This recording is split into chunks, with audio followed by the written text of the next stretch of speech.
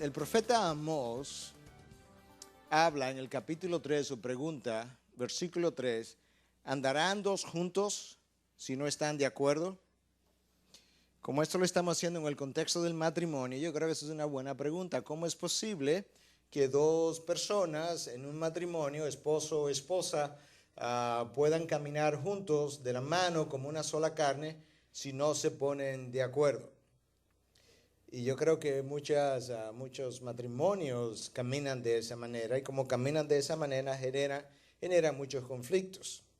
En una ocasión alguien le preguntó a la esposa de Billy Graham si ella y su esposo estaban siempre de acuerdo.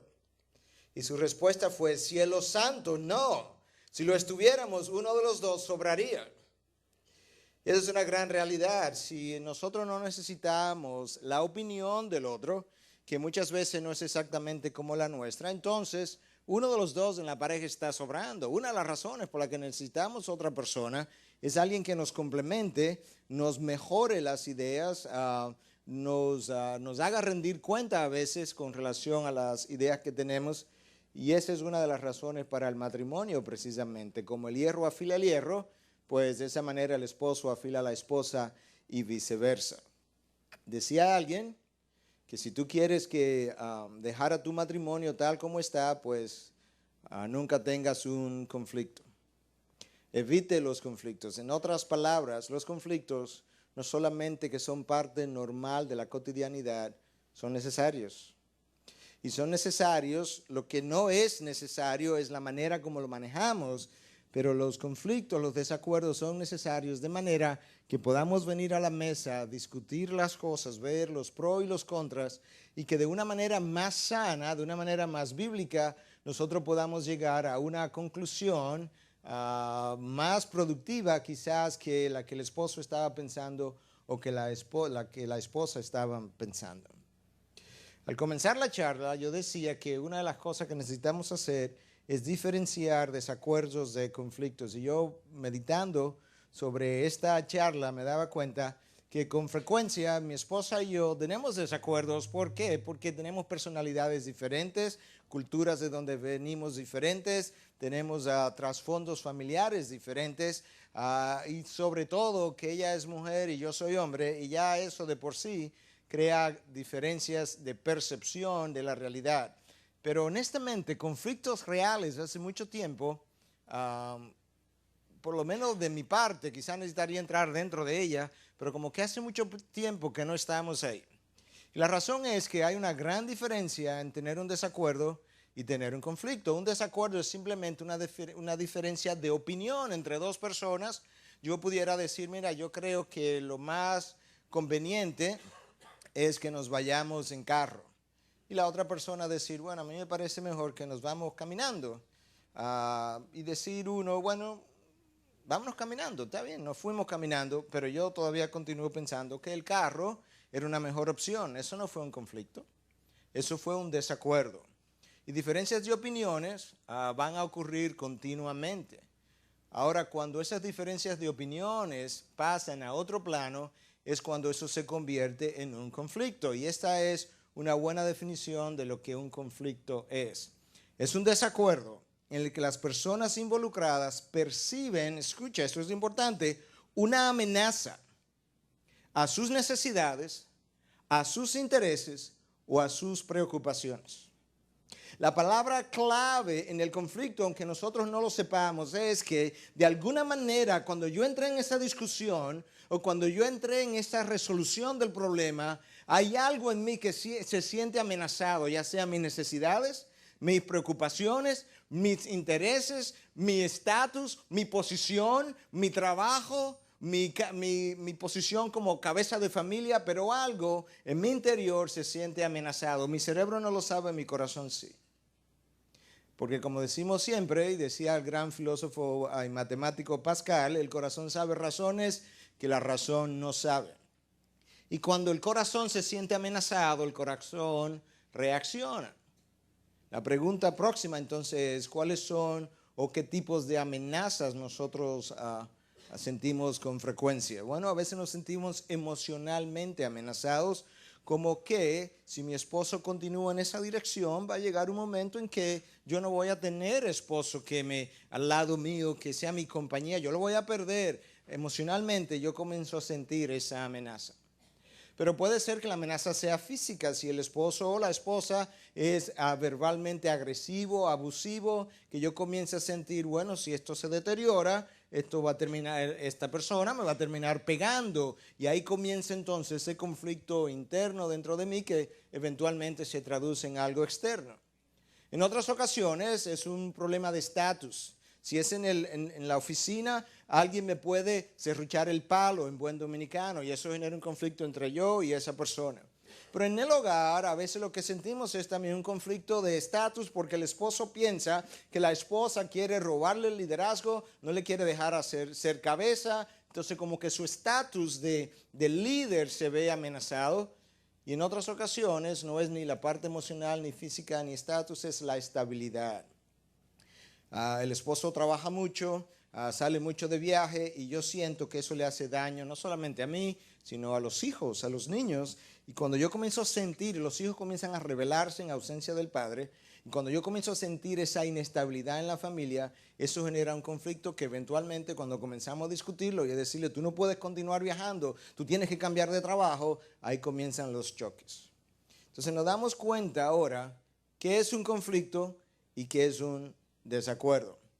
Y yo creo que en la medida en que Dios hace un trabajo en nosotros, los desacuerdos pudieran continuar porque nosotros no tenemos necesariamente, nosotros no necesitamos tener los mismos gustos.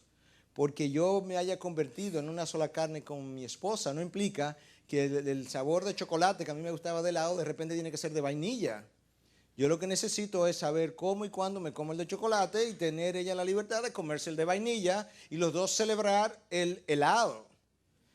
Uno de un sabor y otro de otro. Y eso es realmente el ser una sola carne porque lo otro es dominio de uno sobre el otro. Y eso es algo que nosotros no podemos tampoco hacer en lo que es una relación de pareja. La reacción entonces, ¿verdad? Que a la amenaza o cuando reaccionamos, mejor dicho, a esa amenaza puede ser real o puede ser percibida simplemente. Algo irreal, yo creo que por esta acción mi esposa está tratando de tomar la rienda del matrimonio, cuando en realidad ese no es su interés en lo más mínimo. Pero en mi inseguridad a veces, como yo lo siento, y esa amenaza percibida crea un conflicto ahora entre los dos, de manera que es sumamente importante en la medida en que las personas comienzan a revisar su relación, que ellos puedan también descubrir hasta dónde realmente mucho de lo que yo he sentido hasta ahora es percibido, pero no real. Y aquellas cosas que son reales, entonces necesitamos tratar con ellas. Pero algo sumamente importante, habiendo dicho esto, que muchas de las amenazas no son reales, algo sumamente importante es que en la mayoría de los conflictos hay una gran cantidad de cosas que son malentendidas. Y los malentendidos exageran las circunstancias y por tanto exageran la amenaza percibida. Una gran cantidad de las cosas que ocurren, que se están diciendo, a la cual también estamos reaccionando en un conflicto, a veces es en una carta, a veces algo verbal, realmente es un malentendido de lo que el otro dijo. Y yo he estado ahí, usted ha estado ahí también. Y cuando te sientas a hablar con la otra persona, luego descubre, wow, pero mira, y yo que pensé que tú estabas diciendo esto o insinuando aquello, ese malentendido inmediatamente exagera mi percepción de la realidad, con lo cual yo tengo una reacción que exagera la reacción que el otro va a tener y de repente nosotros estamos en un círculo vicioso de conflicto agravando la situación del uno y del otro. Si eso es cierto, ¿verdad? Que esa es la forma como nosotros somos y como reaccionamos. Y si el conflicto muchas veces es el resultado de mi reacción ante una amenaza percibida, la mejor forma de yo mejorar o disminuir la frecuencia de los conflictos es haciéndome una persona más segura, independientemente de cómo el otro sea o no sea, o cambie o no cambie.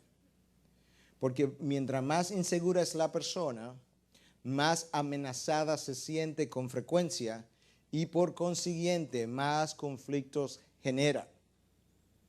Yo no creo que haya nadie aquí que le encante estar en medio de un conflicto. Pero con frecuencia hay personas que son conflictivas, que generan conflictos con frecuencia. Y yo no creo que ellos se levantan en la mañana diciendo, oh, ayer tuve 3 conflictos, yo quiero 5. No, ellos probablemente no quisieran ninguno. Pero si hay mucha inseguridad en mí, con frecuencia yo entro en situaciones, una conversación social, donde yo me siento amenazado inmediatamente. Ya yo comienzo a reaccionar internamente, hormonalmente, de todas las maneras, y eso entonces agrava el problema del conflicto. Vamos a hablar ahora un poquito, habiendo definido eso, manera de introducción, cuáles son algunas de las fuentes de conflictos. Algunos de los conflictos son internos. Yo puedo tener un conflicto, incluso que nadie sabe, no lo estoy expresando, y ser un verdadero conflicto y a veces monumental, con grandes y largos monólogos dentro de mí, pero no le digo nada a nadie. Personas muy reservadas, personas muy inseguras pueden hacer eso. Recuerden que hemos hablado en otras ocasiones que la manera como nosotros nos desenvolvemos en el mundo social es, percibimos nuestro espacio, le colocamos una verja, le ponemos una puerta a la verja, a ese lugar de entrada y salida, y ahora lo ideal sería que la puerta tuviera manubrio por dentro y por fuera, de manera que yo pueda salir a interactuar con personas y personas pudieran entrar a interactuar conmigo. Pero si mi nivel de inseguridad es mucho, yo le quito el manubrio por fuera, le dejo manubrio adentro y salgo solamente cuando yo me sienta seguro. Si mi nivel de inseguridad es todavía mayor, yo le quito el manubrio por dentro y por fuera, yo me cierro ahí adentro y no salgo. Esa persona con frecuencia tiene conflictos internos que no discute con nadie, no los habla, y un día comete suicidio y alguien dice, "Ah, increíble, pero él nunca dijo nada, ella nunca dijo nada". Claro, su inseguridad no lo dejaba.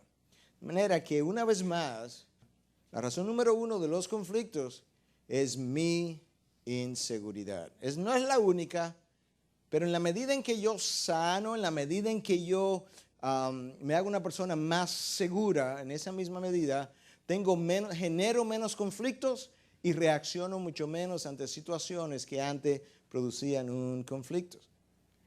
La mejor manera entonces para usted comenzar a disminuir esos conflictos es desarrollando una seguridad.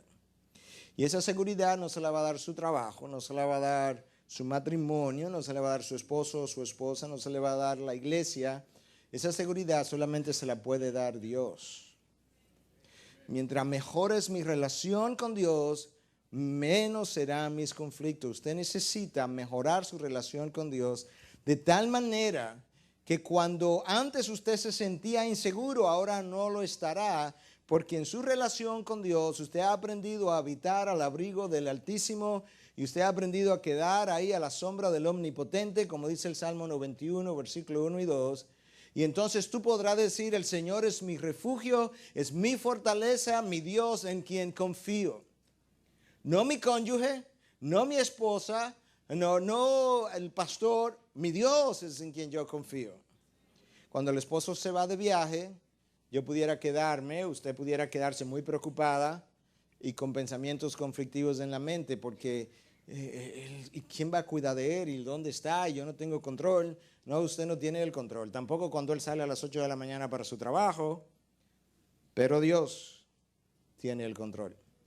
Entonces necesito comenzar a desarrollar mi seguridad en Dios. Número 2, yo necesito sanar mi pasado. Recuerde que los conflictos tienen mucho que ver con mi grado de inseguridad.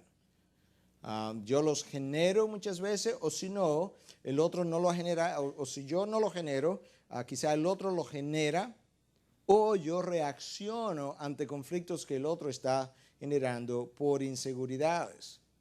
Yo necesito entonces, como paso número 2, después de entrar en una buena relación con Dios, yo necesito sanar mi pasado.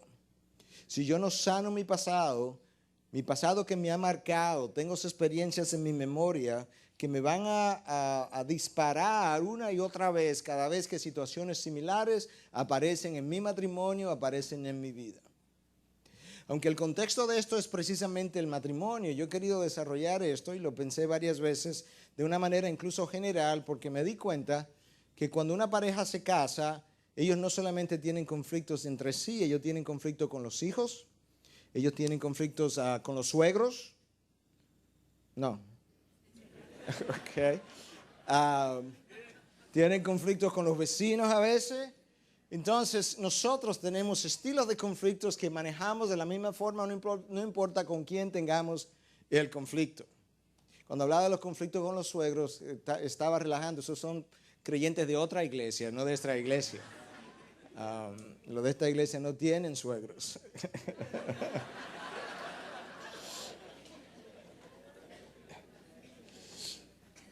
Usted necesita sanar su pasado. Y escuche algo que es sumamente importante.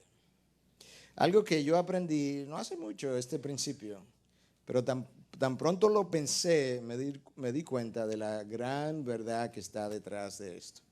Cuando usted tiene problema con alguien, usted tiene problema consigo mismo.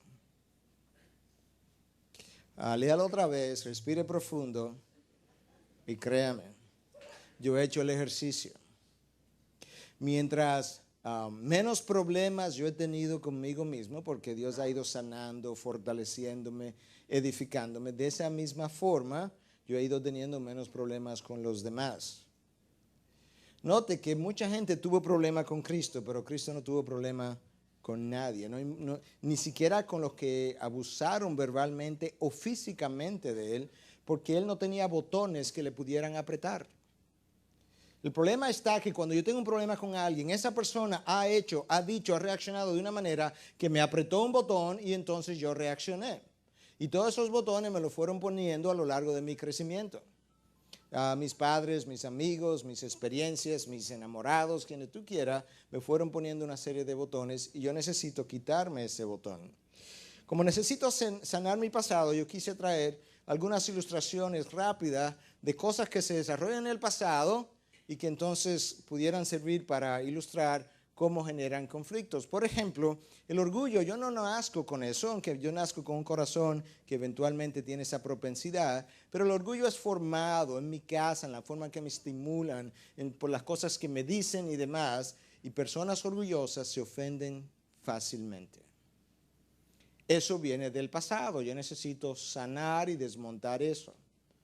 Las ofensas obviamente van a crear conflictos. Aquí hay otra ilustración. Personas inseguras con frecuencia se sienten irrespetadas. Literalmente en ocasiones yo he estado en conferencias donde alguien ha dicho algo y al final alguien que me quiere mucho viene, pastor, ¿usted puede creer el irrespeto de esa persona? ¿De cuál? La que le dijo tal y tal. No, mira, pero yo no me sentí irrespetado. Él se estaba sintiendo o ella irrespetado por mí, porque frecuentemente cuando tenemos inseguridades, eso nos hace sentir irrespetados. Por otro lado, personas que crecen con un vacío emocional muy grande, lo que en inglés llaman muy needy, esas personas con frecuencias sienten cuando llegan al matrimonio, a una iglesia, a su trabajo, como que nadie les aprecia, nadie les quiere, nadie los valora, cuando en realidad todo el mundo quizás se está comportando de la misma manera con esa persona que con todo el mundo, excepto que en este caso mi tanque emocional está tan vacío que yo necesitaría el cuidado del resto más cuidado especial para sentirme personalmente atencionado. En la medida en que yo puedo sanar esas cosas del pasado, en la medida en que yo puedo sentirme más emocionalmente lleno porque Dios me ha llenado, en esa medida, entonces, no siento tanto la necesidad de que otros continuamente me estén aprobando, me estén pasando la mano, me estén diciendo cuánto me aman. Y no es que eso sea malo, eso es bueno y debe ocurrir, pero hay una sobredosis de eso que no es bueno. Entonces, mientras menos necesidad de esas cosas tengo, pues menos conflictos yo voy a generar y en el que voy a estar involucrado.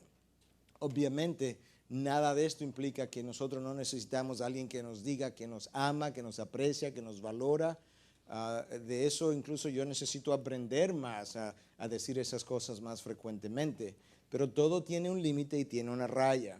Y cuando ese límite es violado, entonces yo tengo mucho más necesidad Y con frecuencia pienso que si mi esposa por casualidad no estuvo ahí a las 7:30 de la noche cuando yo llegué, eso implica que ella no me ama. Cuando en realidad, ¿sabe lo que implicaba? Que se le pichó la goma y llegó tarde. O cualquier otra cosa que pudo haber hecho, o cosas similares. Pero eso es como nosotros reaccionamos ante los conflictos. Cada uno de nosotros tiene una personalidad, tiene un trasfondo, y nosotros reaccionamos de diferentes maneras a los conflictos, y hay diferentes estilos de conflictos, y más adelante vamos a ver cómo Dios quiere que yo reaccione ante esos conflictos. La personalidad colérica, y nada de esto es 100%, pero es en sentido general como ocurre. La personalidad colérica tiene una forma de reaccionar, y la personalidad melancólica también en sentido general. La comunicación, sobre todo del colérico, es una comunicación que tiende a ser agresiva. No es personal contra ti, pero es agresiva. Eso no lo hace menos destructiva, pero es agresiva. Con frecuencia, el colérico y el melancólico muchas veces es criticón y es juzgador. Y eso se hace de forma subconsciente. Es como si hubiera un sistema computarizado en su cerebro cuando va pasando por situaciones, que va juzgando la situación y clasificándola continuamente. Y entonces eso es como en el conflicto, como él va a estar hablando, él va a estar juzgando, él va a estar criticando, o ella va a ser un poco agresivo. La meta es tomar control de la discusión. Tomar control no solamente en términos emocionales, sino ganar terreno. Porque hay una meta que es ganar.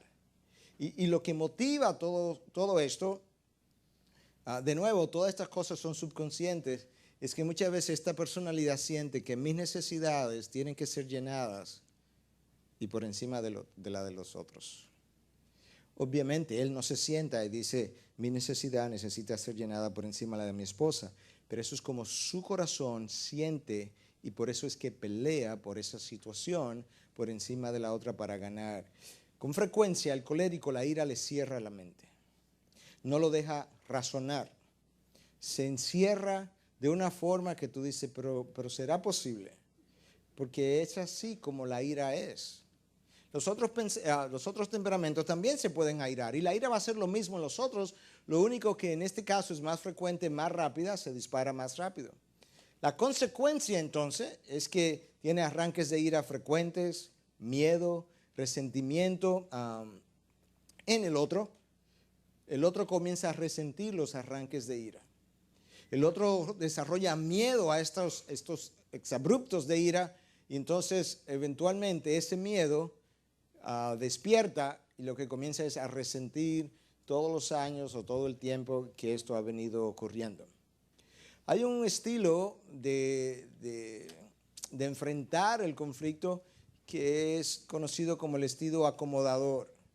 En gran manera, la razón por la que él o ella está tratando de acomodar es porque para esa persona la preservación de la relación es más importante quizás que cualquier otra cosa. Y usualmente aquí encontramos más la personalidad flemática, la personalidad melancólica. Y la comunicación muchas veces es o muy callada o monosílabos. Mira, y entonces, ¿qué tú piensas de las vacaciones que vamos a, de las que estábamos hablando? Vamos a ver. Pero mira, tú no has vuelto a pensar en eso. Sí, sí. Y ese monosílabo va irritando al otro. Porque el otro quiere más que un vamos a ver, más que un monosílabo. Si está acostado en la cama, ni responde porque se hace el que se está durmiendo ya. Pero él teme el conflicto, él o ella teme el conflicto, y la meta es preservar la relación. Mejor no hablo, mejor lo dejamos así. El pensamiento, ¿cómo piensa? Él o ella gana por silencio. Y muchas veces también está pensando que no puedo reaccionar de esa manera, como estoy pensando, que si reacciona así, ¿qué va a pensar el otro? Bueno, lamentablemente, eso crea en el otro una consecuencia, y es que el otro comienza a sentir que mis necesidades no están siendo llenadas, porque con monosílabos yo no puedo llenar la necesidad del otro. Entonces, aunque parece una pareja como en paz, porque para pelear se necesitan dos y esta persona no habla. Pero la aparente paz no implica ausencia de conflicto. Lo que pasa es que el conflicto está tácito y eventualmente va a explotar también. El estilo evasivo, la idea es, no, mejor no lo menciono porque él se va a olvidar de eso, ella se va a olvidar de eso, eso va a desaparecer. Entonces eso es como evadir el hecho de que tenemos este conflicto. Aquí la personalidad una vez más tiende a ser la flemática o muchas veces el sanguíneo. El sanguíneo, ¿verdad?, que vive rápidamente la vida de un sitio para otro, ahora está aquí, ahorita está allí, así mismo vive su mente, ahora está aquí, ahorita está allí, aunque esté en el mismo sitio.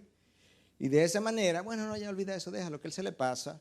Y entonces ya no le da como esa importancia a las cosas, piensa que eso a él o a ella se le va a pasar, pero a ninguno de los dos se le va a pasar. Ese conflicto permanece no resuelto. Entonces, ¿cómo trabajan el conflicto? Bueno, evitan el tema, evitan la discusión.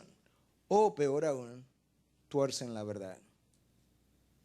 Y en esa torcedura de la verdad, ahora crea mayor conflicto, porque primero que Dios no va a bendecir eso, y en segundo lugar, porque eventualmente el otro se da cuenta que la verdad está siendo torcida. Muchas veces esta persona lo que está tratando es de evitar tomar la responsabilidad por la acción o tener que rendir cuentas. No son personalidades que le encanta trabajar bajo disciplina, bajo horario. El mismo hecho de tener que rendir cuentas ya le crea un problema de conflicto interno o bajo disciplina.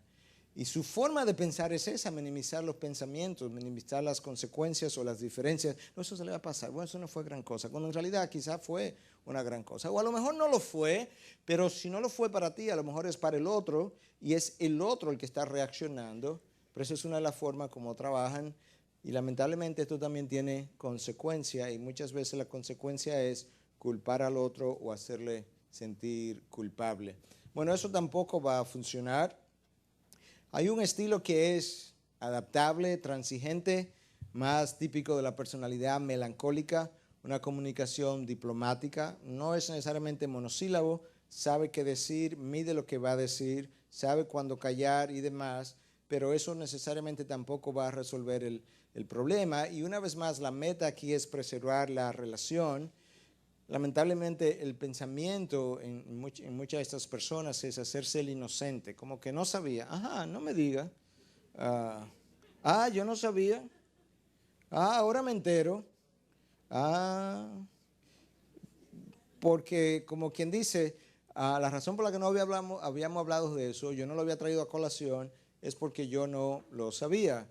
Eso genera frustraciones. Una vez más, porque el otro no tiene necesidades llenas en la ignorancia. Si yo me hago el inocente, pues obviamente las necesidades del otro permanecen sin ser llenadas. El estilo que Dios quisiera, y ahorita vamos a entrar más un poquito de lo que la palabra de Dios dice, pero el estilo que Dios quisiera es un estilo que en inglés se ha llamado win-win, gana-gana. Dialogamos y dialogamos con principios preestablecidos. Yo creo que uno de los grandes problemas de las relaciones interpersonales es que nosotros no hemos establecido principios de antemano por medio de los cuales nos vamos a relacionar. Y antes de yo mencionar algunos de los que tenemos aquí en lista, yo voy a mencionar uno que no está aquí, pero es un principio que hace unos años atrás yo adopté en mi vida y me ha ido muy bien. Y el principio es simplemente, yo voy a perdonar, no importa quién sea y no importa lo que sea. De tal manera que cuando esa persona viene y me ofende, yo no tengo ahora que decidir si lo voy a perdonar o no. No tengo que decidir si lo que hizo fue justo o injusto. No tengo que pensar cuánto fue su culpa y cuánto fue la mía. Yo he hecho una predeterminación de que esa persona en el acto está perdonada. ¿Y por qué está perdonada? Porque así fue que a mí me perdonaron. Cuando yo fui a los pies de Cristo, Él no me dijo, bueno, te vamos a perdonar, pero tenemos que sentarnos a hablar primero de cuando tú hiciste esto, quiero que sepa que ahí la culpa fue tuya y no de nadie más. Cuando hiciste aquello, la culpa fue la mitad de tu esposa, la mitad tuya, de manera que tiene 50% de crédito. A mí no me evaluaron así. Cuando a mí me perdonaron completamente, sin condiciones, incondicionalmente, y de esa manera dice la palabra de Dios, yo debo perdonar. Usted sabe lo fácil que se hace perdonar cuando usted determina de antemano que ya usted va a perdonar a todo el mundo. Bueno, de esa misma manera, en los conflictos, usted se sienta a hablar y una de las cosas que necesita establecer, ¿sabes una cosa? Vamos a hablar de esto, pero a mí no me interesa ganar el argumento. Y ojalá que a ti no te interese ganar el argumento. Porque al final de cuentas, si uno de los dos gana, los dos han perdido. Yo no conozco un equipo de pelota donde el pitcher ganó y el catcher perdió, por así decirlo. ¿Verdad que no? O sea, somos un equipo, los equipos ganan y pierden juntos. La única manera que una pareja en medio de un conflicto puede ganar es si ambos salen ganadores del conflicto. Y la única forma de que ambos salgan ganadores del conflicto es que ninguno de los dos esté interesado en saber quién tuvo la culpa. Ninguno de los dos está interesado en ganar el argumento para que se sepa que yo tengo razón. Cuando te sientas y dices, ok, vamos a hablar. Dime cómo tú te sientes. ¿Cómo te has sentido en los últimos años? Entonces esa persona tiene la libertad, pero cuando usted hace esa pregunta, usted tiene que estar bien apertrechado porque usted no sabe lo que va a venir de allá para acá. Y si de allá para acá viene el que, ¿sabes una cosa? Yo no me siento amada, yo no me siento respetada, yo me siento abusada, y usted comienza a reaccionar defensivamente, usted agravó el conflicto y lo perdió, con lo cual lo han perdido los dos. Usted escucha. Ahorita, en un momento vamos a hablar un poco más de eso. Y luego dice, ¿sabes una cosa? La mayoría de esas cosas yo no me di cuenta que pasaron así. En otras ni siquiera estaba de acuerdo, pero ese no es el punto. El punto no es si yo estaba de acuerdo o no con lo que dijiste. La realidad es que eso fue como tú lo sentiste. Y como eso fue como tú lo sentiste, quien está herido o herida eres tú, yo por eso te pido perdón. Pero si comienzas ahora a hablar de que, bueno, yo en el punto 1 y el 3 yo te doy razón, pero el punto 2 yo quiero que tú sepas, cierre el conflicto ahí mismo y váyase a acostar. No, esa no es la forma. Usted necesita oír al otro, dime cómo tú te sientes. Ambos necesitan estar de acuerdo en pedirse perdón. No hay cosa que irrite más a uno o al otro es que la inhabilidad del otro de no pedir perdón. Quizás los dos están en la misma situación, pero si hay uno que está dispuesto, que se le facilita pedir perdón, y el otro, oye, no hay forma, lo más que uno puede conseguir es un lo siento. Escucha algo, lo siento no es perdón. Lo siento es para accidentes, se me botó el agua, lo siento. Te pasé por el lado, choqué, lo siento. Eso es para accidentes. Perdón es para ofensas. Y esas dos cosas no solamente saben diferente cuando usted las dice, se sienten diferente cuando son oídas. Y eso es importante. Y nosotros necesitamos, si vamos a sentarnos a solucionar conflictos, no es solamente oír cómo el otro se siente o no, y estar dispuesto a oír lo que sea, y luego el otro oír lo que sea de mí, sino que al final, ¿sabes una cosa? Te pido perdón. No sabía que eso yo había reaccionado así, que eso te había dolido de esa forma. Y a veces tú terminas diciendo, wow, increíble lo diferente que es la mujer del hombre, porque cuando eso pasó yo me acuerdo, pero eso no fue ni como yo lo dije, ni como yo lo sentí, ni como yo quise traducirlo o transmitirlo. Eso no tiene ningún sentido, porque no se trata de usted que está herido, sino del otro. Y eso es lo que usted necesita admitir. Y el estilo es el colaborador, el win-win, vamos a ganar los dos. Cada conflicto que usted ganó es uno que usted perdió en una pareja. Cada conflicto que usted ganó es uno que usted perdió, a menos que los dos hayan salido beneficiados. ¿Qué es lo que causa conflicto entonces entre nosotros? Bueno, hablamos de inseguridades y no hay duda de eso, pero hay otras cosas también que causan conflictos y es diferentes percepciones de la realidad. Simplemente el hombre y la mujer ven un hecho y lo ven diferentemente, pero aún más. Cuando un melancólico y un colérico, un sanguíneo van al juego de pelota, ellos lo ven diferente y reaccionan diferente. o van a un concierto, o van de unas vacaciones, o alguien viene y dice, wow, eso es increíble, es la mejor vacaciones que yo tuve. La otra persona, ¿cómo te fue? ¿Bien? Pero tu esposa me dijo que fue buenísima. Sí, fue bien, fue muy bueno. Si yo lo escucho, yo digo, bueno, aquí hubo problemas. No, personalidades diferentes, eso fue todo. Diferentes expectativas causan conflictos. Yo estaba planeando que íbamos a tener unas vacaciones sin los suegros, mi esposa estaba planificando con los suegros.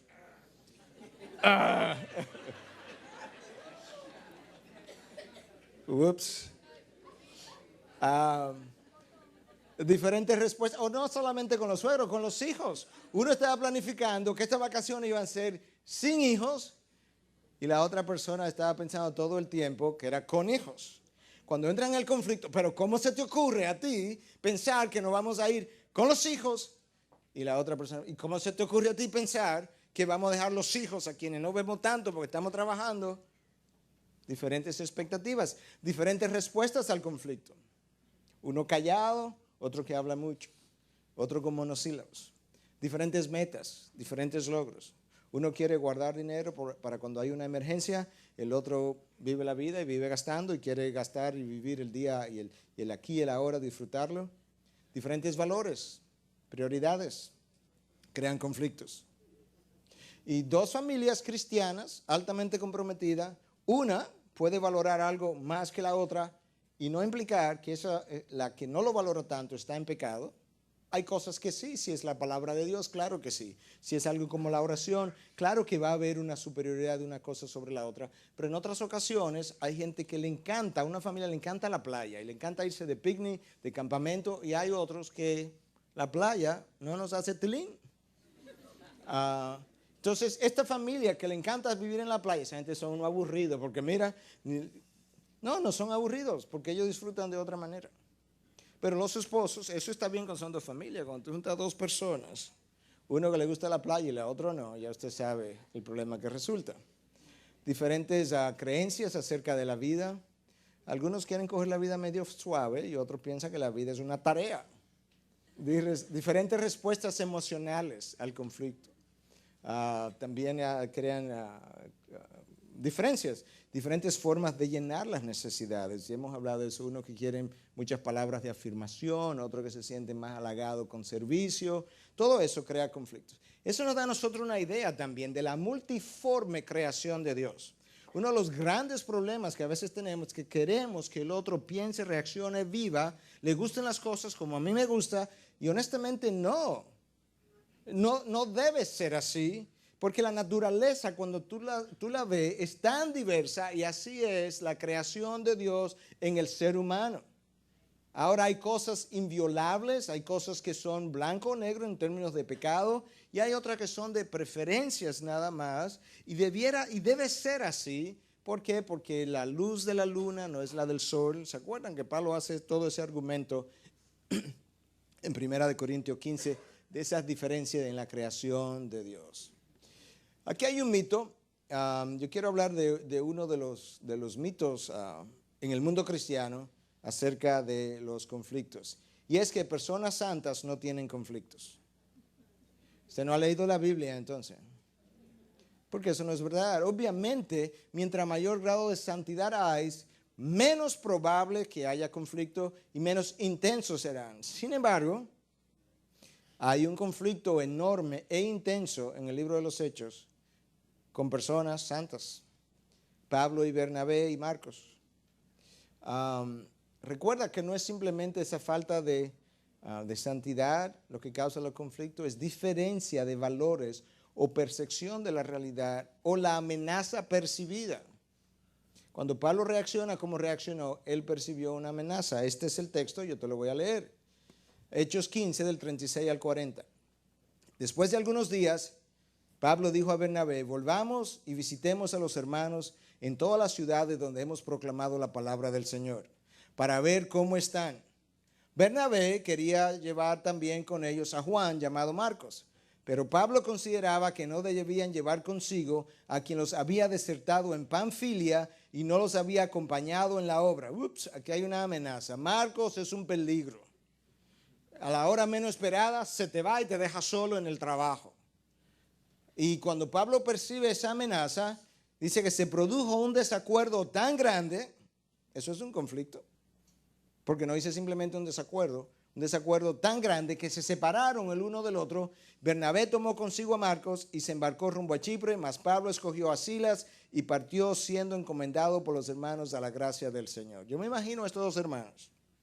Bernabé es quien introduce a Pablo a la iglesia, cuando la iglesia no quería a Pablo. Y Bernabé tuvo mucha misericordia con Pablo. Su nombre significa ¿qué cosa? Hijo de consolación, de manera que él aparentemente tenía un corazón muy emotivo, muy compasivo, muy dado a las personas. Pablo bien orientado a las tareas. Y Pablo muy contentamente le dice un día a Bernabé, volvamos de nuevo a donde nosotros estuvimos visitando. Y Bernabé dice, gran idea. Déjame decírselo a Marco. ¿A quién? No, Marco no va con nosotros. Pero ¿por qué no, Pablo? ¿Por qué no? Marco es una persona poco confiable. Pablo, pero ¿cómo tú vas a decir eso? Un solo chance, ya lo arruinó todo. Tú nada más tienes un chance para la gente en la vida. No, es que las regiones que hemos estado visitando son muy dificultosas, son regiones peligrosas. Y Marcos está muy joven todavía, mira lo que nos hizo. Yo no puedo creer que Marcos no hubiera hecho eso todavía. Yo me imagino algo como eso. Pablo, pero acuérdate, cuando la iglesia no te quería, yo te introduje, ¿cómo hubo que convencer a otro? No, eso es otra cosa, no me hable de eso. Eso es como nosotros peleamos muchas veces. No me vengan a comprar ahora manzana con peras. Y como no se pusieron de acuerdo, Bernabé dijo, yo me voy con Marcos. Y Pablo dijo, bueno, pues vete con Marcos, yo me voy con Silas. Se separaron. Yo, hasta donde puedo leer en el libro de los Hechos, estos dos hermanos eran santos.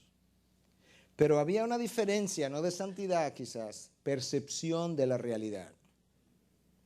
Pablo entendía que no se podía tomar el riesgo de llevarse a Marcos.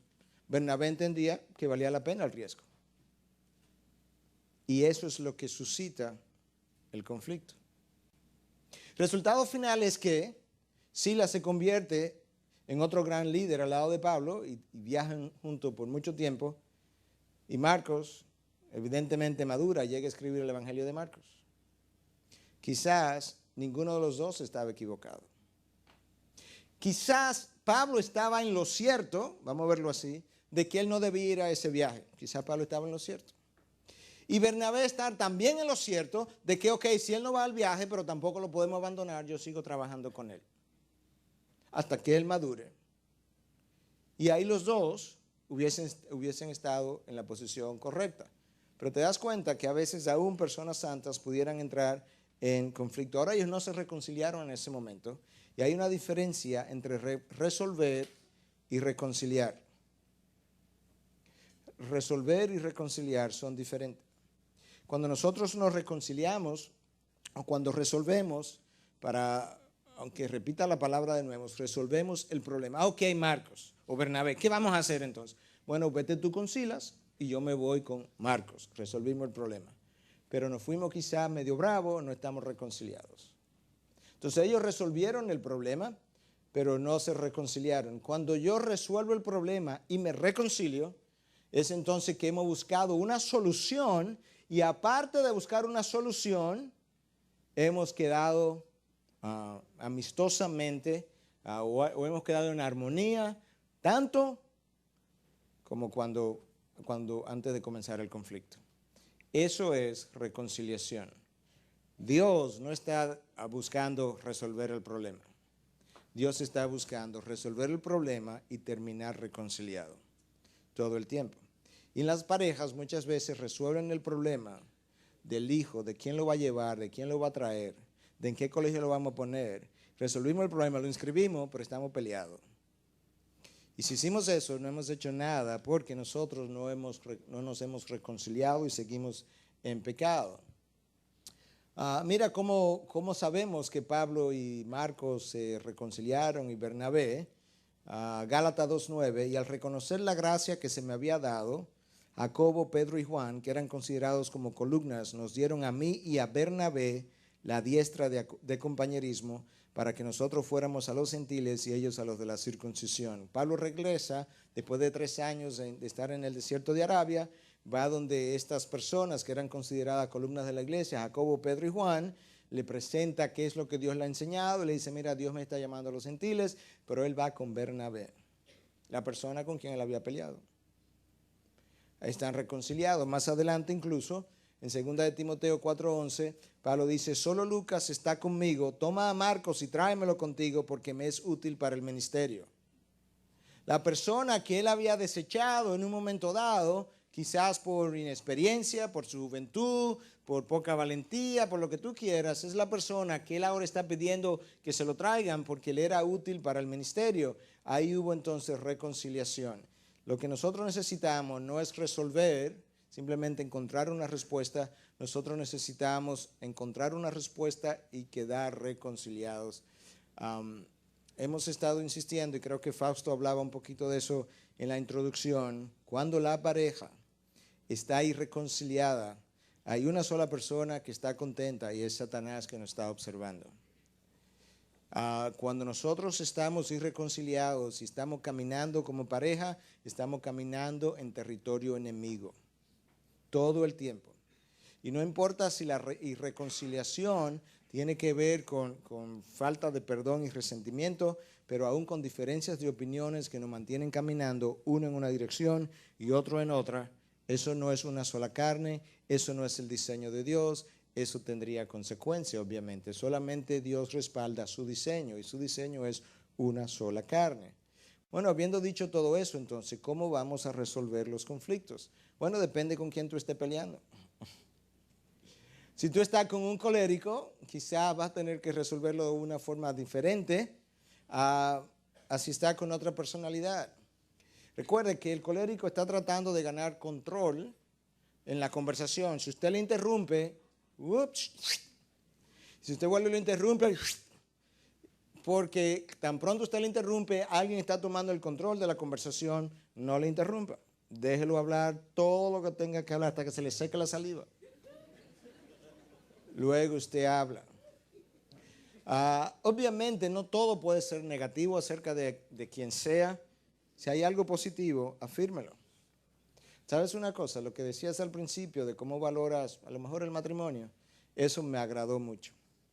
Lo que no me gustó fue que luego pero las cosas positivas, afírmela. ¿Sabe qué me gusta? Que por lo menos podemos sentarnos a hablar y que tú siempre estás dispuesto a sentarnos a hablar, aun cuando, honestamente, no me gusta ese estilo como tú lo haces, pero por lo menos puede hablar. Entonces trate de afirmar las cosas positivas, pero sostenga su punto de vista si usted cree que es bíblico y correcto, pero hágalo con mansedumbre. Mira lo que dice la palabra de Dios. Panal de miel son los dichos suaves, suavidad al alma y medicina para los huesos. Esposos, esposas, con esposos coléricos, usted no hace absolutamente nada respondiendo con otra cólera. No solamente que Dios no le va a aprobar, Dios nunca aprueba el uso de un instrumento ilegítimo para lograr algo legítimo, es que el efecto psicológico, emocional en ese otro que es colérico es totalmente opuesto del que usted quiere lograr. Panal de miel son los dichos suaves, suavidad al alma y medicina para los huesos. Usted está en un conflicto con un melancólico que tiende a criticar. Eso es parte de él. Muchos de los melancólicos son perfeccionistas. No son los únicos perfeccionistas, pero muchos lo son. Y el perfeccionismo crea mucha crítica. Pero la necesidad que el melancólico tiene es de que lo escuchen. La necesidad del colérico, no sé si me olvidé de mencionar, pero la necesidad del colérico es sentirse superior o sentirse que ganó. Son competitivos, ese es su estilo de conflicto, es competir y ganar. Entonces, por eso es que tiene que ser muy sabio o sabia para saber cómo va a responder. En el melancólico, su necesidad primera es que alguien lo escuche. Pero en el hablar, como su necesidad de que lo escuche, va a haber muchas cosas negativas que son mencionadas. Muchas. Todo se ve como color de hormiga. Si usted va a responder a cada cosa negativa que el melancólico le trae, va a haber un gran conflicto. De todo eso, fíltrelo y responda a lo importante. Lo otro, recuérdese, es parte de su personalidad. Déjelo ir. No refuerce sus quejas. Si le trae una serie de críticas acerca de los hijos, acuerden que estos conflictos se dan a veces con los hijos, y usted lo que hace es, sí, yo estoy de acuerdo, porque María y José, y tú ves, ahorita hay un problema mucho más grande con relación a los hijos o a los vecinos, porque usted ha reforzado la idea criticona de esa personalidad. Ayúdele a ver que las cosas no son tan malas como él o ella piensa, o tan negativas o tan oscuras como él o ella piensa. Escuche, la necesidad de escuchar. ¿Qué nos dice la palabra? Proverbios 18:13 nos dice que al que responde palabra antes de oír, le es fatuidad y oprobio. Yo creo que eso todos lo hemos hecho, que hemos hablado muy rápido. Uno de los problemas, como se ha dicho siempre, que Dios nos dio por esa razón 2 orejas y una sola boca, para que podamos oír más y hablar menos. Uno de los problemas principales que todos tenemos es que no oímos lo suficiente. Como no oímos lo suficiente, no entendemos lo suficiente para saber responder. Entonces, escuche. Recuerden, en el primer caso íbamos a escuchar al colérico porque él necesita mantener el control de la conversación. Si usted lo interrumpe, agrava el problema. En este caso es que hay una necesidad de sentirse escuchado, deje a la persona hablar. Cuando usted tiene a un sanguíneo, muchas veces ellos lo que necesitan es confirmación y aprobación. Necesitan sentirse aprobados y confirmados como esposos, como esposas, como hijos, como hermanos, como quien sea. Y uno de los problemas que el sanguíneo no tolera es como quedar como irreconciliado en un conflicto. Entonces, ayúdele a entender que los desacuerdos son parte de la vida y que tuvimos un desacuerdo, pero bueno, ya lo resolvimos, ya nos reconciliamos, ya pasó, ya eso es parte de la vida diaria. Uno de los problemas que decíamos con el sanguíneo a veces que no tiene mucha disciplina. Bueno, ayúdele a identificar prioridades para que se pueda disciplinar mejor. Y otra de las cosas es que tiene muchos temores internos. Y a veces lo manifiesta y a veces no. Si usted quiere calmar a un sanguíneo, no le juzgue mucho. Romanos 14:13, así que ya no nos juzguemos más los unos a los otros, sino más bien decidid no poner tropiezo u ocasión de caer al hermano. Mucho más en el contexto del matrimonio, ya no nos continuemos juzgando el uno al otro. Uno de los problemas significativos en los conflictos es la actitud de juicio. Si nosotros poner abajo la actitud de juicio, los desacuerdos y las diferencias se pudieran tolerar mucho mejor. Cuando usted está en un conflicto con el flemático, tenga mucha paciencia, porque es una personalidad de monosílabos. Entonces, entonces, ¿cómo yo acabo de entender este problema cuando lo que tengo es muchos monosílabos? Haga preguntas que no pueda responder con un sí o con un no. De manera que force a la persona. Ok, con relación a las vacaciones. ¿Tú estás de acuerdo en que nos vayamos? Sí, sí. Ok, ¿tú estás de acuerdo en que nos vayamos en diciembre? Sí. ¿Qué días de diciembre? ¿Cuándo tú vas a hablar en tu oficina? Entonces trate de comenzar a sacarle la información hasta que pueda quedar completo la discusión. Ayúdele a hablar de sus sentimientos. El flemático es muy cerrado y no le gusta hablar. Pero mira, honestamente, dime, ¿cómo tú te sientes? ¿Tú no quieres ir de vacaciones? ¿Hay algo en ese lugar o con la persona que vamos o con los suegros? No en esta iglesia, obviamente. ¿Hay algo que te molesta? Dímelo. Persevere. Sea paciente hasta que tenga una respuesta. Y si usted junta un flemático y un sanguíneo en un matrimonio, ya usted sabe, Porque el sanguíneo quiere rápido oír, resolver. El flemático es mañana.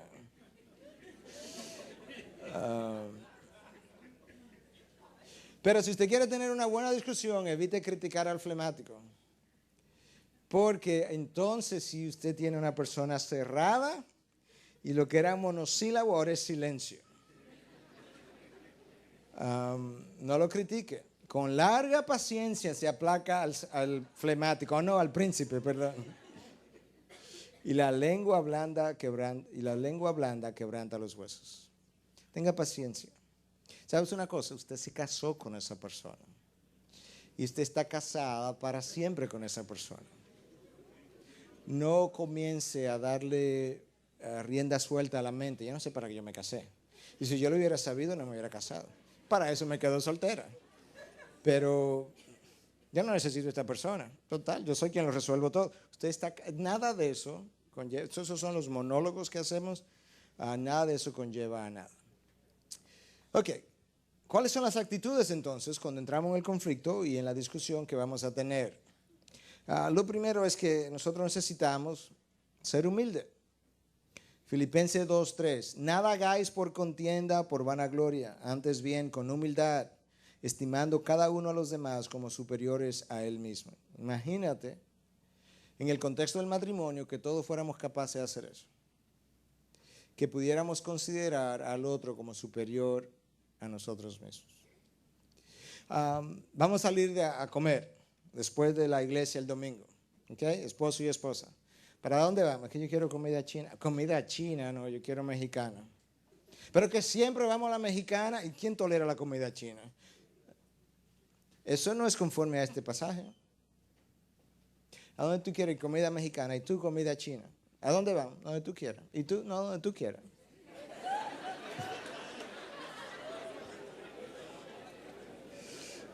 Y ahorita nos vamos a la casa a comer arroz y habichuela porque no nos ponemos de acuerdo. No, pero uno de los dos puede decir, ok, vamos a comida china, el otro, ¿verdad? O el otro. Y el otro fin de semana vamos a comida mexicana o lo que sea. Sea humilde. Considere al otro como superior. La persona humilde, ¿por qué es importante ser humilde en el conflicto? Es abierta, reconoce sus errores, no trata de probar su punto de vista, no toma las cosas personalmente, perdona y pide perdón con facilidad. Oiga todo lo que la humildad hace. Lo mantiene abierto a oír el punto de vista. Le permite decir, ¿sabe una cosa? Tú tienes razón. Tú tienes razón. Mira, quizá lo exageraste un poquito, pero tú tienes razón. Ahí a mí se me fue la mano. Eso hace la humildad. No trata de probar su punto de vista. Cuando usted trata de probar su punto de vista, usted está tratando de ganar el conflicto. O está tratando de cambiar a la otra persona. Usted no lo va a cambiar. Dios es el único que lo puede cambiar. Yo he ido aprendiendo que usted dice lo que necesita decir y lo deja ahí. El resto del trabajo es de Dios. La persona humilde no toma las cosas personalmente. Aunque pueden tener aplicación a su persona, pero lo dicho, sea lo que sea, aun si viene, qué sé yo, de una forma airada, y yo sé que esta es la forma en que la persona habla, claro que no debió haber sido así, pero yo sé que esa ira no es exclusivamente contra mí. Esto es una forma de ser que no tiene nada que ver conmigo. Entonces, claro que debo hablar acerca de que eso no debe ser, pero no lo tengo que tomar personalmente. Y perdona y pide perdón. Ya yo le mencioné esto, que lo siento no es perdón, eso es para accidente y perdóname es para ofensa. Número 2, en actitudes para solucionar conflictos, sea íntegro. Y una persona íntegra implica muchas cosas. No encubra los hechos. No diga la mitad de las cosas. ¿Cuántas veces yo no he estado en el salón de consejería, pastor, y ahora yo no sé cómo decirle esto a mi esposo? Decirle que tal y tal cosa. ¿Y por qué? Bueno, porque yo le dije hasta aquí, pero yo no le he contado esta otra parte. Ups. No hay forma de que Dios apruebe eso. Dios solamente trabaja a través de la verdad. Y completa. No mienta. Es increíble cómo esposos cristianos se mienten. Se mienten acerca de una serie de cosas que obviamente quizás no sea que tienen ¿cómo se llama? Otro esposo, otro amante, otra amante por ahí, pero se mienten acerca de una serie desde el precio que pagaron por una cosa. Porque imagínate si yo le digo a mi esposo que eso costó 5,600 pesos.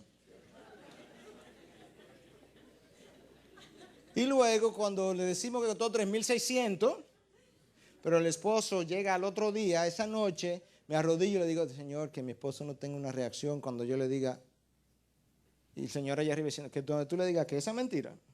No. Tú hablaste la mentira, tú te la averiguas. No fuerce la verdad, no tuerza la verdad, perdón.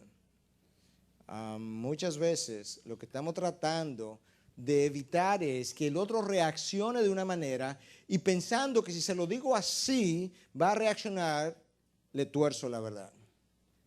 Y yo lo que necesito es, si quiero minimizar la reacción, no es torcer la verdad, yo necesito esperar que él esté relajado, que él esté tranquilo, que él no esté entrando del trabajo o ella entrando del trabajo. Mira, tenemos que hablar, que se haya relajado y que no estemos peleando.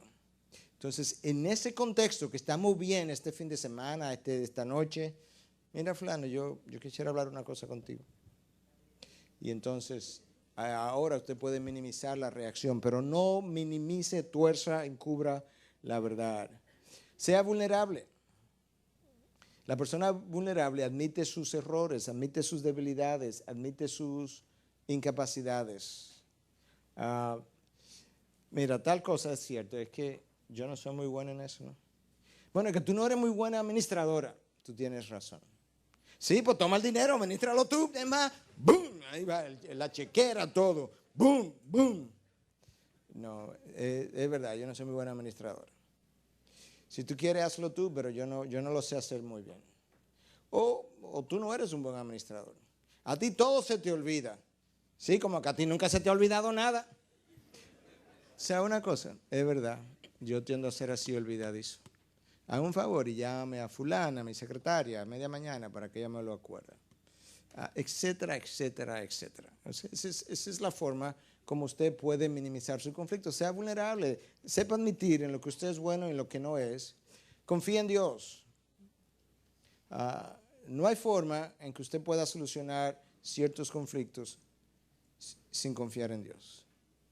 Y por otro lado, hay situaciones que yo no la puedo cambiar y yo tengo que sentarme a esperar que Dios haga algo. Escucha lo que dice Proverbios 16:7, uno de mis textos preferidos. Cuando los caminos del hombre son agradables a Jehová, aún a sus enemigos hace estar en paz con él. Si tú tienes una pareja que tiene 15 años peleando, yo sé que ninguno de los dos está agradando a Dios.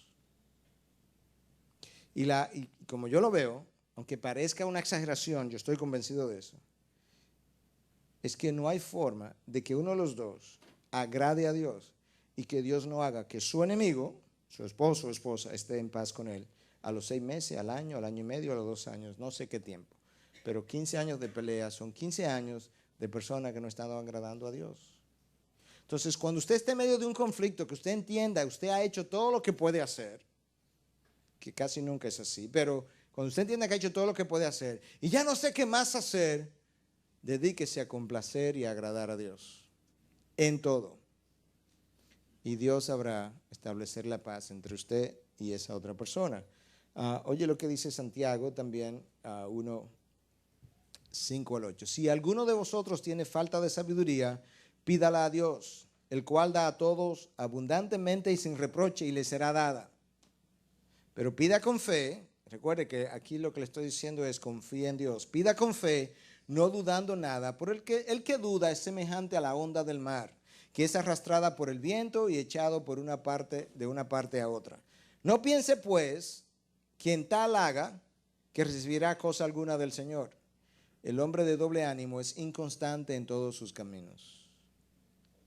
Oye lo que Santiago está diciendo. Primero, en la vida vamos a necesitar mucha sabiduría en el contexto del matrimonio, En el contexto de un conflicto, absolutamente que necesitamos sabiduría. Bueno, te hace falta sabiduría, pídesela a Dios. Número uno, cuando tú le pides la sabiduría a Dios, tienes que confiar en que Él va a actuar. Porque lo que hacemos muchas veces es que oramos a Dios, decimos, Señor, tenemos confianza, te pido que tú cambies a mi esposo, que tú hagas esto. Cuando el esposo llega o la esposa llega, entonces comenzamos a manipular.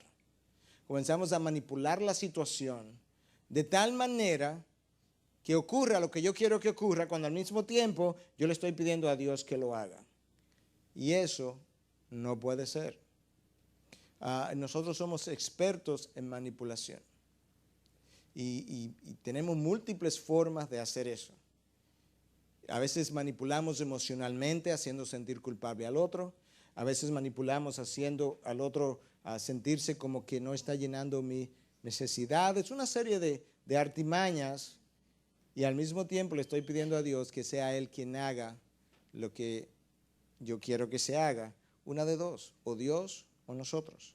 Como una buena ilustración, no tiene que ver con el contexto del matrimonio. Estábamos en una ocasión redactando una carta y antes de redactar la carta y tener la conversación, habíamos orado para que Dios interviniera y tocara el corazón de X persona.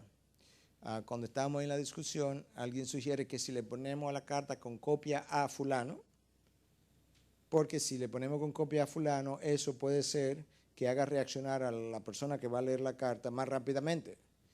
Y yo decía, whoops, time out. Cuando oramos ahorita le pedimos a Dios que Él tocara el corazón. Ahora no le podemos poner un con copia abajo para que ese con copia toque el corazón de la persona. ¿Te das cuenta cómo hacemos las cosas? Bueno, en el matrimonio, con frecuencia es así. Le pedimos a Dios una cosa, pero estamos conniving, ¿cómo se llama eso? Manipulando o arreglando las cosas para que sean de una manera. Sea objetivo en lo que usted va a decir en medio del conflicto. ¿Qué es lo que permite la objetividad? Se enfoca en el problema. No ataque el síntoma, que eso no lo va a resolver. Ataque el problema. Ejemplo, el problema es que tú siempre llegas tarde. Ese no es el problema. Mira lo fácil que se descubre que ese no es el problema. Tú estás hablando con una esposa. Es que mi esposo siempre llega tarde. Ok. ¿Qué día de la semana tú tienes alguna actividad en la noche? Bueno, los martes. Ok. ¿A qué hora tú llegas? Bueno, yo llego como a las 10:30. ¿Y tu esposo? No, como a las 10. ¿Te molesta eso? No. Tú ves que no es llegar a las 10 que te molesta, que es el problema. El problema es que cuando él frecuentemente llega a las 10, yo me siento no apreciada, no valorada. Los niños están acostados. El que usted le diga que el problema es que siempre llega tarde, eso no es el problema, eso es la fiebre de la enfermedad. El problema es otro. Entonces, trate de hablar acerca de la enfermedad, del problema y no de los síntomas. No discuta los síntomas. Elimine el nunca. Tú nunca haces esto. Tú siempre haces aquello. Nunca es nunca y nunca es siempre. No trate de leer la mente del otro. Mi esposa dice que yo muchas veces traté, o no sé si trato todavía, de leer su mente. Pero lo que ella no sabe es que yo soy profeta. No. No trate de leer la mente del otro. Ok. Seguimos. Permite que el otro se retire con dignidad. Si usted piensa que su posición era la correcta, no insista al final. Yo te lo dije. Si no hubiéramos hecho eso del principio, no hubiéramos estado aquí esta noche discutiéndole por 2 horas. Ahora tú admites, después de 2 horas de discusión, que sí que yo tenía... No. Te terminó, déjelo ahí. Cuando yo menciono estas cosas, no implica que yo he hecho esto siempre bien. Eso es simplemente como nosotros debiéramos hacerlo, pero nuestras emociones se meten en el camino y nos hacen distorsionar muchas veces la forma en cómo lidiar. Número 7, sea responsable. En uno de los videos que enseñamos en el programa del domingo anterior, una de las cosas que el autor decía es: mi respuesta, mi reacción es mi responsabilidad. No es que tú dijiste, no es que tú hiciste, no es que la forma en que me hablaste. Ve donde Dios y dile eso, a ver si Dios va a decir: sí, es verdad, sí, yo no me había dado cuenta que esa fue la razón. Mi reacción es mi responsabilidad, ya sea de ira, de retiro, de aislamiento, de lo que tú quieras. Esa responsabilidad es mía y exclusivamente mía. Hasta que yo no adopte esa postura, esa decisión, yo voy a continuar teniendo conflictos, buscando el culpable de mi reacción. Y el culpable de mi reacción está dentro de mí. Cristo vino a un mundo lleno de problemas, lleno de conflictos, sumamente atrasado en tecnología, una serie de cosas. Nunca tuvo nada de problema con eso. ¿Por qué? Porque Él no tenía problemas consigo mismo interno. Nosotros somos los que vivimos buscando los culpables de cómo reaccionamos. Recuerde una cosa, que usted no tiene el derecho de ser inmaduro, abusivo o infantil en la reacción. Usted no tiene el derecho de ser inmaduro, infantil, abusivo en la reacción. Y los síntomas de esa inmadurez muchas veces: aislamiento, no quiero hablar, me encuevo, como decimos. En otras ocasiones es control, un cónyuge que resiste la libertad, entre comillas, no libertinaje, que el otro tiene. Siempre necesito que él esté ahí al lado mío. Ese deseo de control es también un síntoma de inmadurez en el otro. Decían estos dos autores, Henry Cloud y John Townsend, en su libro Rescate su vida amorosa, que parejas inmaduras emocionalmente se apoyan y disfrutan la libertad mutua. Pero el cónyuge inmaduro intenta hacer que el otro haga las cosas a su manera, usando la intimidación, la manipulación, la agresividad o la culpa. El problema es que cuando un cónyuge se siente que tiene que hacer lo que el otro quiera, él no se siente libre. Y personas que no son libres no pueden amar. Cuando un cónyuge se siente que tiene que hacer, ya sea por manipulación, por intimidación, lo que el otro quiere, él no se siente libre. Y personas libres no pueden amar incondicionalmente. Otra forma de nosotros mostrar nuestra inmadurez emocional es siendo irresponsable en no llenar nuestras obligaciones, nuestras responsabilidades de la casa, y siendo egocéntricos. Decía alguien que la madurez implica salirse temporalmente de usted mismo y sentir lo que el otro siente. Salirse temporalmente de usted mismo y sentir lo que el otro siente. Número 8, como parte de las actitudes: no persiga al otro por teléfono, por email, mensaje al celular. Hablaron en la mañana, en la hora del desayuno, en la hora de salida, y ahora durante todo el día mensajito. O emails, o teléfonos, o celular. Espera que él regrese y nos sentamos a hablar de nuevo. Cuando el otro se siente perseguido, él reacciona también a eso. Recuerde que si uno de los dos gana el conflicto, ambos han perdido y Satanás ha ganado.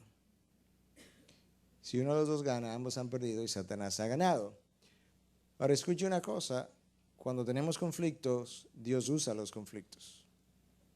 Dios usa los conflictos para enseñarnos muchas cosas. Mira lo que Santiago dice: al fin de cuentas, ¿cuál es la causa verdadera de los conflictos? ¿De dónde vienen las guerras y los pleitos? Otras traducciones dice: y los conflictos entre vosotros. ¿No es de vuestras pasiones, las cuales combaten en vuestros miembros? Codiciáis y no tenéis, matáis y ardéis de envidia y no podéis alcanzar, combatís y lucháis, pero no tenéis lo que deseáis, porque no pedís. Pedís y no recibís, porque pedís mal, para gastar en vuestros deleites. Eso es lo que Santiago dice que es el problema de los conflictos. Guerras, luchas internas, pasiones, codicia, envidia, ira. Cuando dice matáis y ardéis, no necesariamente que asesinan, es matáis, el asesinato de carácter, la forma de la imagen del otro.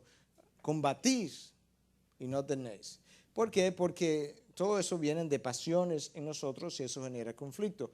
cuando Dios comienza a usar los conflictos, entonces esto es lo que Él hace. Él comienza a enseñarnos nuestro egoísmo, cuán egocéntrico hemos sido y somos. Comienza a enseñarnos nuestros miedos e inseguridades, nuestros celos, la ira, las heridas. Comienza a enseñarnos muchas veces que nuestras expectativas han sido irreales, que eso no corresponde realmente a su diseño, como nosotros pensábamos. Tengo una expectativa irreal de la vida, irreal de mi cónyuge debe hacerme feliz. ¿Dijo quién? Si su cónyuge lo va a hacer feliz, su felicidad no va a durar mucho, porque su cónyuge y yo como cónyuge tenemos suficientes imperfecciones para hacer a cualquiera infeliz. Es Dios que tiene que darnos la gracia para nosotros ser feliz en Dios y por tanto contribuir a la felicidad del otro mutuamente. Eso es como necesita ser. Dios nos ayuda a descubrir nuestros ídolos, que son a veces los hijos, la carrera, la profesión, las finanzas, mi familia, una serie de cosas, nuestro orgullo y nuestra inmadurez. Todo eso Dios puede hacerlo traer a colación en medio de un conflicto, y a veces Él lo permite a propósito, porque como la pasta de dientes, Dios nos va a apretar en medio del conflicto, y cuando nos apriete, lo que va a salir de ahí es todo eso: grosería, iras, falta de control, envidia, celo, orgullo, egocentrismo, inseguridades, y Dios dice, bueno, necesito dejarte ahí en conflicto por un tiempo, hasta que todo eso salga, para entonces yo poderte llenar de algo nuevo. Si usted quiere entonces minimizar eso, necesita sanar. Y finalmente, recuerde que usted y su esposa son muy diferentes, hechos por Dios, diferente, y viva la diferencia. Y voy a mencionar una serie de cosas con las cuales voy a terminar. La voy a enumerar muy escuetamente, pero este autor, yo creo que por lo menos en este capítulo, Miles Monroe, él escribió un libro que se llama The Purpose and Power of Love and Marriage, el propósito y poder del amor y matrimonio. Y él menciona una serie de características diferentes del hombre y la mujer, y nos estimula a nosotros a vivir esa diferencia. Somos así, punto, por diseños. Y aquí hay varias que yo quiero mencionar. El hombre fue diseñado como un pensador lógico y la mujer como un ser emocional. Eso no implica que la mujer no piensa, y eso no implica que el hombre no sienta. Pero esa es la razón por la que muchas veces en un conflicto él parece un poco frío, él parece un poco insensible, y la otra persona queda más herida, porque el hombre fue diseñado como un ser lógico, pensador, y la mujer como un ser emocional. Para la mujer el lenguaje es una expresión de lo que ella siente. Para el hombre el lenguaje es una expresión de lo que él piensa. ¿Ven la diferencia? Una enorme diferencia. Imaginémonos eso en un conflicto. El uno está hablando con el corazón y el otro con la razón. Entonces el uno no entiende por qué tú no hiciste tal cosa, y la otra persona está pensando, yo no sé por qué tú no sientes como yo estaba aquí en la casa con todos estos muchachos haciendo teniendo tantas atribuciones y responsabilidades como la que he tenido. Imaginémonos entonces esas dos formas de hablar, una con el corazón y otro con la razón. Porque el hombre dice lo que está en su cabeza, la mujer dice lo que está en su corazón. Número 3, el lenguaje que la mujer oye es una experiencia emocional. El lenguaje que el hombre escucha es una información recibida. Aún en la parte sexual, donde el hombre es mucho más sexual, se están conversando y a lo mejor él dice algo como, tú sí estás bonita hoy, y para ella eso fue una experiencia emocional. Para el esposo son las 9:30 de la noche, 10 de la noche, los niños están acostados, tú sí estás buen mozo, él recibió información.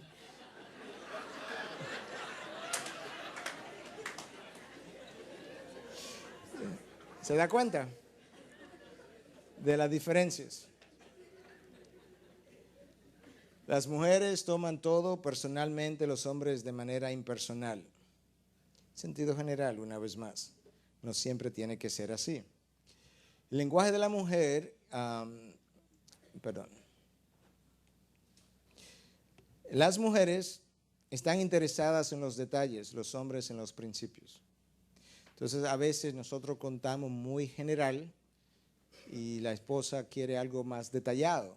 No, hombre, eso no tiene importancia, yo he hecho eso 1000 veces. Y esa es la diferencia. Entonces quizás pensando un poquito más sobre eso, quizá yo tenga que tener más detalle al explicar, porque a veces uno lo que quiere es como the gist, el sentido general de lo que pasó.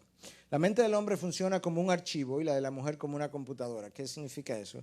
Que el esposo le dice a la esposa, mira, necesitamos hacer eso, y él toma la información y la archiva. Entonces 3 días después no está hecho, porque él archivó. La mujer coge la información y hasta que ella no resuelva eso, la computadora está pasando de programa a programa, y cuando terminó, ya se terminó la computadora, la apagamos. El hombre archiva todo eso.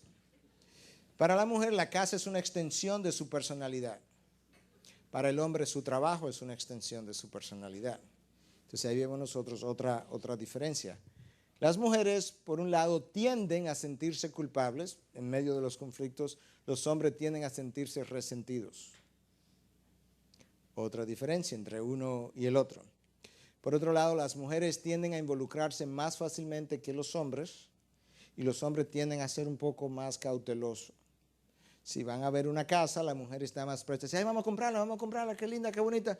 No, espérate, porque quién sabe, eso que averiguar, no vaya a ser que vaya un maco ahí. ¿Y por qué la tienen tan barata? ¿Y por qué la están rebajando de precio? Entonces, toda esa reserva es precisamente por el sentido calculador, lógico, frío del hombre. Y la mujer reaccionó, a la casa le gustó, le encantó, la quiere, por la respuesta emotiva del corazón. Entonces eso es como muchas veces reaccionamos. A los hombres finalmente hay que decirle las cosas una y otra vez. Y a las mujeres no se le olvidan las cosas. Entonces eso es algo masculino, eso no es su esposo. Estoy tratando de defenderme un poco aquí ahora. Pero el hombre es así.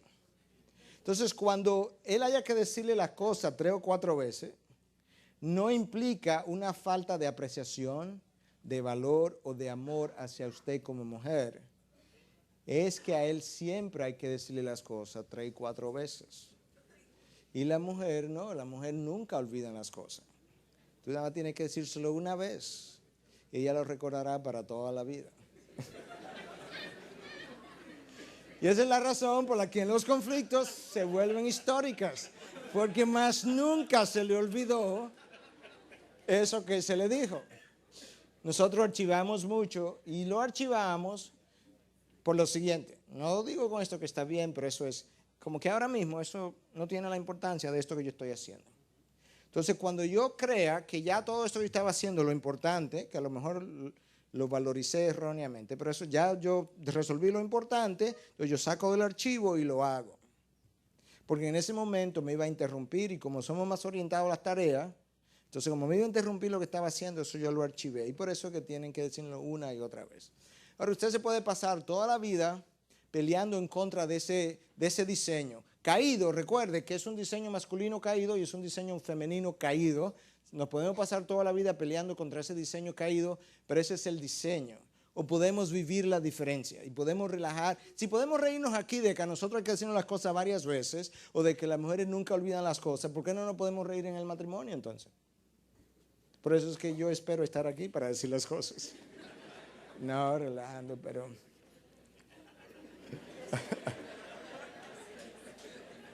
Mi esposa está aquí como medio seria, así es que se acabó el tiempo.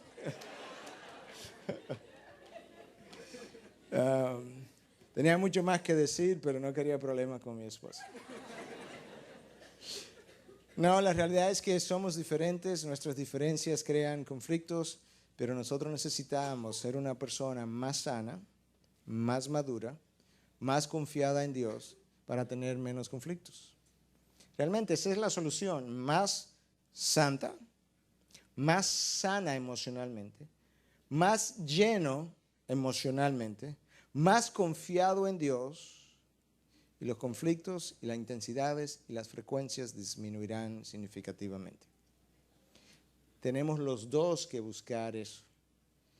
Cuando lo encontramos, entonces nosotros estamos en una posición mucho mejor de negociar, de encontrar un valor, una meta común, un propósito común, de no querer tomar decisiones unilaterales, de conversarlas, de orar, de esperar.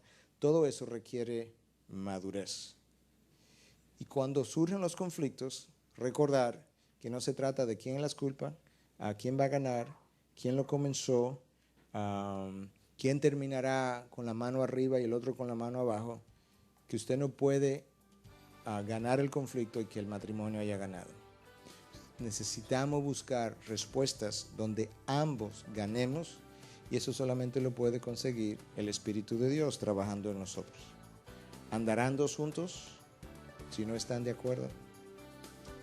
¿Podrán estar realmente caminando los esposos unidos mano a mano si no se ponen de acuerdo?